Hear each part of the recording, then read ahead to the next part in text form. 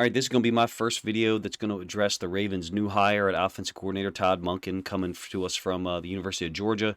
Of course, two-time national champions there. And prior to that, NFL experience with the Tampa Bay Bucks and then the Cleveland Browns in 2019. Look, some observations that I'll make about the limited amount of video that I've watched. I've watched, I think, 6 games of Georgia from the past 2 years, and probably 8, 10, 12 possessions of the Browns in 2019, and prior to that, his seasons with Tampa Bay.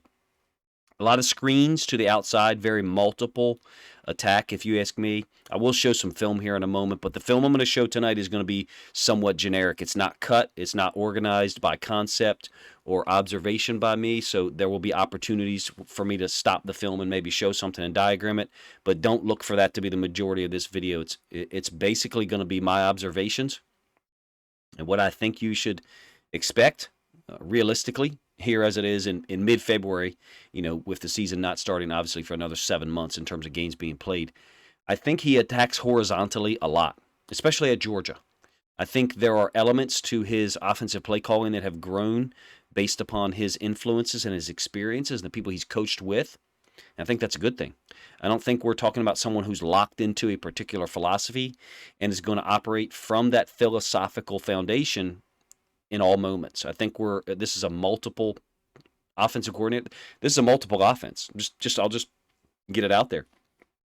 I'm very interested in one of the developments. I mean, whether Lamar is our quarterback or not, which I certainly hope he is, and I think he will be even still, the looks that we have gotten in the past couple of years for Greg Roman's offense that I think also addresses the Lamar scrambling issue is the quarters, split field coverages with off corners, off safeties, guys who have depth to be able to stare in the backfield some more. And we didn't attack horizontally a lot. We didn't attack with screens. We didn't attack with quick hitches to the outside, very rarely. In the NFL, they call them smokes to the backside X, whatever. It's a hitch, a screen. This guy does. He does often. And that's shown up more with the film I've watched. It didn't show up much in Tampa Bay in 2018. Ran a lot of screens with the Browns in 2019. They were a great screen team, 2019, 2020. He wasn't there in 2020, I don't believe. I think the coverages that we get as a Ravens offense might change here.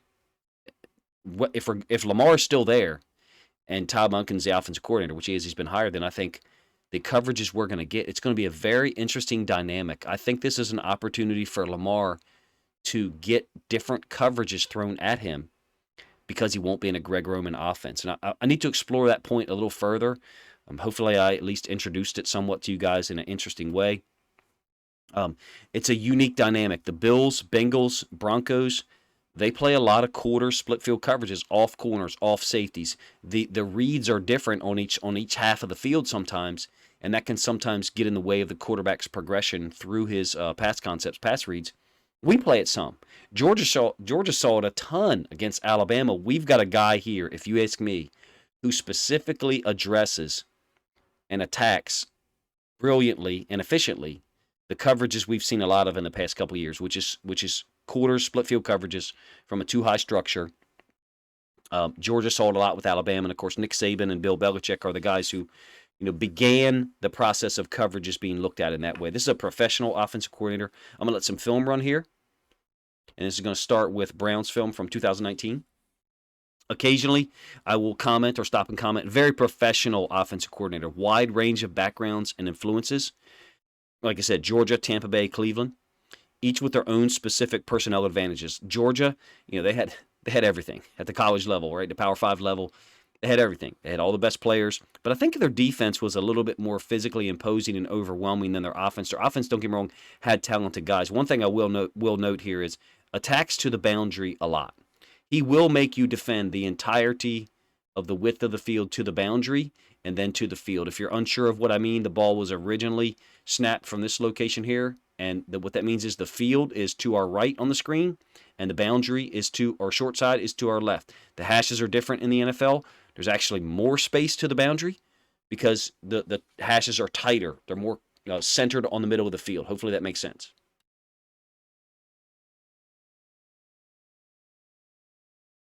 He will attack to the boundary. He will attack to the weak side of formations. Another thing I've noticed, He will stay with a concept if it is working. Now, this is an entire possession against the Rams in 2019, week 3. I think the year before, the week before the Browns came to Baltimore and just absolutely wrecked the Ravens defense and really forced a lot of changes personnel-wise, philosophically. In Tampa Bay offensively, he had Mike Evans. But his quarterback situation was inconsistent. I guess that's a way to say it, with Ryan Fitzpatrick and Jameis Winston. They threw for a ton of yards that year. I think they threw for like 5,300 yards, something like that. Threw a lot of interceptions, obviously. With the Browns, you have Nick Chubb, who I think was in his rookie season or maybe his second year. OBJ and Landry both were over 1,000 yards receiving that year. You can see again here, attacking to the boundary, utilizes short motion a lot. Short motion meaning someone lined up out wide, motioning but staying on the same side of the formation. The Ravens very rarely did that. Normally, if we motioned someone, he would go across the heels or the back of the offensive lineman from the left side of the formation to the other. I think that this is a very professional and balanced approach. It appears to me that whatever the personnel advantages are that he thinks he has, he will use them. It doesn't appear to me that this is someone who's locked into a particular philosophy or a particular approach. Basically, let me crystallize it and simplify it a little more. One of the complaints that we had as Ravens fans this year and even to a lesser extent previous years with Greg Roman was we just run the same plays every week. This guy won't.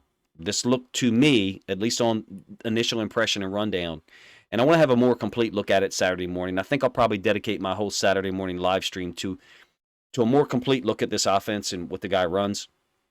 I actually hesitate to even say this offense. It looks to me like he'll adapt so much that pieces of it can look drastically different from one place to another, and I think that depends on personnel, the quality of the offensive line, and then the quality of who they're going against defensively.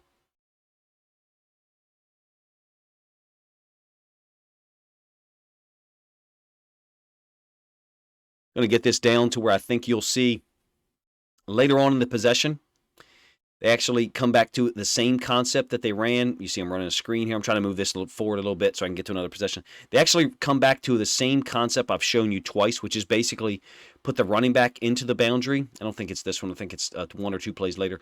Put the running back into the boundary, run an RPO slant into the boundary. I like how he builds plays off each other. The previous play to that one was a screen with the same look by the quarterback and the running back, and then they come back on the 2nd and 15, and you get a very similar looking play action. The running back leaking back out to the same side of the field, very similar to the screen they just ran, except there's an out route developing on top of it. To me, this looks like, and this is, I cannot provide data for this one. All right, this is the 3rd and 1 that I'm talking about. Prior to this, we've seen the running back on the same side as the quarterback cross his face, and we've seen someone run a slant and become open in this area here. 3rd and 1, and this is another thing that I'll point out that I think is a difference between him and Greg Roman. If he finds a concept that works, he's going to keep running it until you stop it. This is the same possession 3 times on that drive. This one, a 3rd and 1, he went back to the same concept that had worked twice previously, into the running back, into the boundary. Off screen, you don't see it. There's a slant coming from the boundary. I think it's Landry out there. You saw the catch from the All-22 a moment ago. I think this is a guy who will stay with what's working until you stop it. And as Ravens fans, we're reactionary now. I mean, obviously, in terms of our offense, we're looking for something different. I think he adapts to his players. I think he'll stay with what's working. At least we won't have that problem. This is obviously filmed from week 4, 2019. I made the claim in a video earlier this year on the 2022 season that the Ravens had a multiple offense. I think I did that after the week 6 to week 9 stretch. Giants, Browns, Saints, Bucks, maybe in that order. Maybe I have Saints, Bucks mixed up. And I think we showed the ability to be multiple during that time. Maybe it was the quality of the defenses and the health of the defenses that we were seeing. You see him attacking into the boundary with the run once again. He adjusts to who he has. Baker Mayfield was built off the play action under center, built off the run game, utilizing him in play action. Will run to the boundary, set up plays to the field, ran some RPOs, a shit ton of screens. He ran a lot of screens with the Browns, ran a lot of screens with Georgia, horizontal screens with Georgia. Quick, out to the flats, especially into the boundary, make you defend it. I like it. I think get the ball in the hands of the playmakers, put less of the onus, less of the responsibility on Lamar.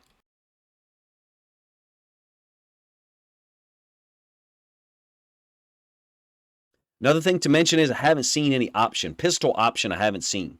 Now, you do get some zone read type looks, don't get me wrong. That's a little bit more typical, though, for what quarterbacks are asked to do in the, quote, modern game. Greg Roman's pistol option offense was a real anomaly. You have to spend a lot of time on the mesh. You have to spend a lot of time on reading it with the quarterback. And in fact, with the tight ends and fullbacks, Patrick Ricard specifically, but to a lesser extent, Nick Boyle when he was healthy, Isaiah Likely did a little bit of it, Mark Andrews did too.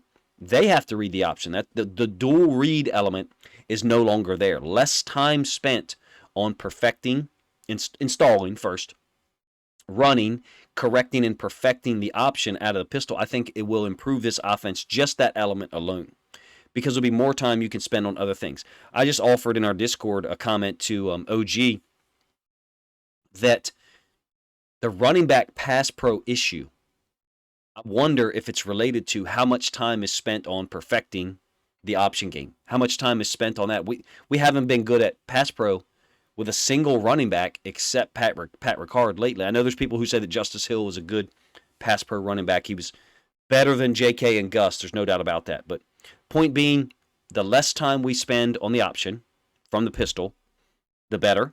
The more balanced we're going to be just from that point alone. Now, Todd Monken, by default, foundationally appears to be balanced. Someone who can use the run and the pass to attack to the wide side of the field, to attack to the boundary, to attack deep, to attack short. I will say this, and I can't show the college film because I'm not going to. Some of y'all know the reason why, some of y'all don't. I'm not going to show the college film because I don't want to lose my YouTube channel again. He throws deep to score at Georgia. There's times where he has designed max protection schemes to throw the ball deep and score, and I like that. Now, it's not every play. It's not every pass play. There's another screen, by the way, with the Browns in 2019. Hit us big. Everybody screened us back then, right? Early in 2019. I like that he throws to score. I like that he sets up matchups. And I think he's very smart about attacking to particular sides of the defense. A lot of safeties, a lot of corners go right and left. And in my opinion, he appears to pick certain guys he wants to attack at certain times. With Tampa Bay, which I'll show some film here in a moment, 2018, more in the shotgun and explosive passing game, but Baker Mayfield didn't have bad stats in 2019. This was a pain in the butt offense to deal with, if I remember correct. So I like that. Some of the threads that I think are carrying across multiple places, because I didn't really want this video to go beyond 15 minutes. I'm a little late getting this one out anyway. You can probably tell by the sound of my voice, been dealing with a little bit of illness. Some of the threads, the commonalities, and I may miss some here, across all three locations. All three film, selections that I've watched. The balanced attack, run, pass. I mean, more so with the pass, don't get me wrong. Wide receivers have an impact wherever he goes. I think this bodes well for our wide receivers and whoever we get in the draft or via trade maybe. And it bodes well for Lamar if he chooses to come back, or if the Ravens and him can settle on a deal and get him back. Evans, OBJ, Landry all had 1,000-yard plus seasons there. The quarterbacks were able to produce wherever he went. Attacks to the boundary, built-in screens. It looks like to me there's some built-in screens where the quarterback and the receivers can check into a screen depending on a particular alignment. That might have been one right there. Additionally, RPO usage is there at Georgia, definitely. And with Lamar being so good at RPOs, I think we'll see more of it. Less predictability. That's the one thing that I noted, and I wrote it in big capital letters. Less predictability from formations. We are no longer, and I'm glad I won't be able to watch, and you won't be able to watch Ravens offense and say, oh, it's this play because we're in bunch right A. Now, he does like bunch right a lot at Georgia. He ran a whole lot of bunch right in 2021 and 2022 at Florida, but not nearly as predictable and a whole lot more balanced attacking to the weak side, which is the next point. He will attack to a single receiver side or a single tight end side. And Greg Roman, I haven't hardly ever seen him do that in the last 3.5, 4 years. No pistol option plays. And I think that's a good thing. In my opinion, to summarize it, and I'll move past some Browns film here in a moment, it's a smart hire, at least from what I see. He appears to be able to move the ball with anyone. You can tell I have prepared notes for this because I wanted it to be, professional for you guys. I want it to be 15 minutes or less, so we're getting close to that cutoff point. He can move the ball with anyone. It appears I shouldn't say anyone, any quarterback who's capable, right, and who's got some talent. A very professional hire, much more balanced than Greg Roman, more adaptable, versatile, and by default multiple. I'm going to move to some. Now this film will tighten up in a minute in terms of clarity. More multiple, and that's just a foundational element. More multiple with what he does. I think the Ravens offense, like I said, looked multiple, appeared multiple in weeks 6 through 9, and just nosedived after the bye, which is crazy. The injury to Lamar, obviously being out, had an impact.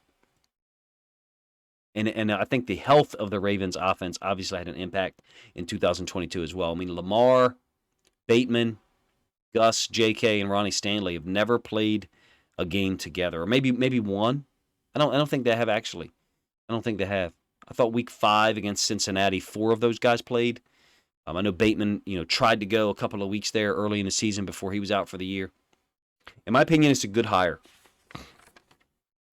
Built-in versatility with the offense. I'll have more to say with more definitive data, to be honest with you, as this is just possessions running, so I know it's kind of boring for you guys, possibly. I'll have more definitive data to show. I'm trying to cut the film up into pieces. It takes a significant amount of time. Example of under center play action game. I would love to see more of this with the Ravens. I think a lot of us have been clamoring for it. I think it's Deshaun Jackson on the touchdown, but I could be wrong. There's a lot of guys who made plays for him.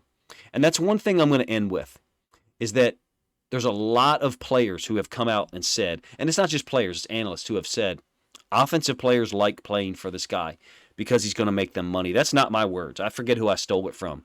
I don't think it was Quadri Ismail. Someone else said it on Twitter. Offensive players want to play for him because he's going to make them money, because their stats are going to be better. And that's an interesting dynamic. That's not been a Ravens philosophy. Let's be honest. That's not been our philosophy. Even Coach Harbaugh came out and said it, and I actually agree with 95% of what he said in that somewhat controversial quote that, we don't want people who care about stats. Well, maybe he could have picked better words to say, because you should care about your stats. Your stats are somewhat a representation of your performance. So I understand that people are triggered by it. The level and the intensity of how people are triggered, though, is a little bit of a problem. But I think it's less of an issue now with a guy like Todd Monken. His offense is going to produce. He does seem to get a lot of first downs. I went back and I looked at the first down data. It does seem to generate a lot of first downs. And I think you really can only do that when you've got a balanced offense that threatens you with the run and the pass.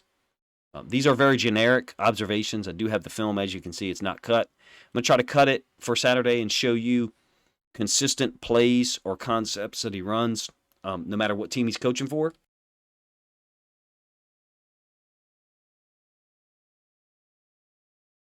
Except I clearly won't be showing you the film, from him at Georgia, at least on YouTube. I can show you on Twitter.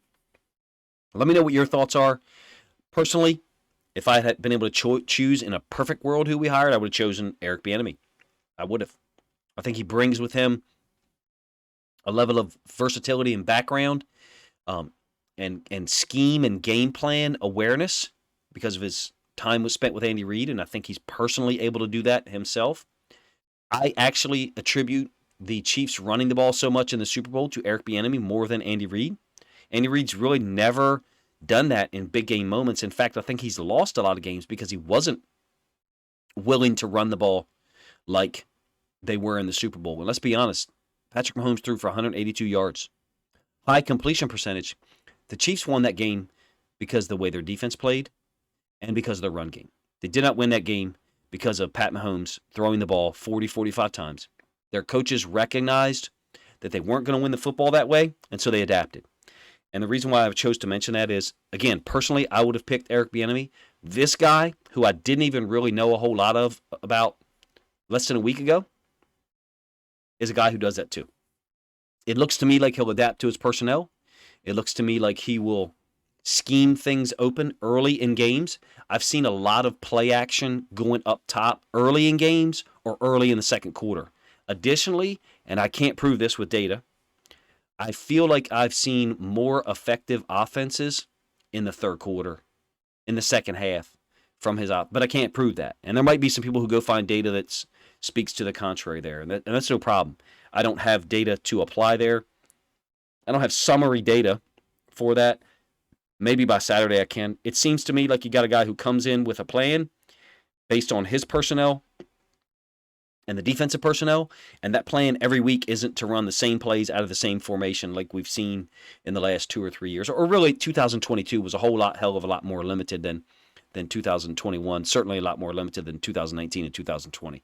You guys let me know what you think of this introductory video. It went on a lot longer than I wanted. I would like to do something for Saturday morning's live stream. I had planned on doing something on Justin Madubuike, Broderick Washington, Travis Jones as a collective, young defensive tackles. I'm going to kind of push that back a week and do a hopefully really in-depth look at Todd Monken's offense, one that's more in-depth than this one that I just gave you tonight. I feel like this was very on the surface. I like to try to get as much film as possible, and I think in this case I probably collected too much, tried to look at it too much in depth, but it's a fun process. I am glad about the hire. I think it's got a high. I hate ceiling and floor evaluations. I said it on Twitter. I think this is a high floor, medium ceiling hire, meaning I don't think there's much of a chance that Todd Monken comes in here and we don't have a good offense. I just don't. He's been around too many places and succeeded. And now I think his coaching preparation and ability to game plan. I mean, going through the SEC, facing Alabama twice in 2021, winning 2 consecutive national championships the way they did, especially in 2022, I think has been a pretty amazing addition to his coaching background, to his coaching resume. If you ask me, it's a good hire. I think it's a great hire for Lamar Jackson, for our wide receivers, for our entire offense, and anyone who wants to make money beyond 2022 in terms of having a statistical impact that you can point to when it comes time to negotiate salaries. You guys let me know what you think of that final thought, what you think of Todd Monken being hired as the offensive coordinator for the Ravens.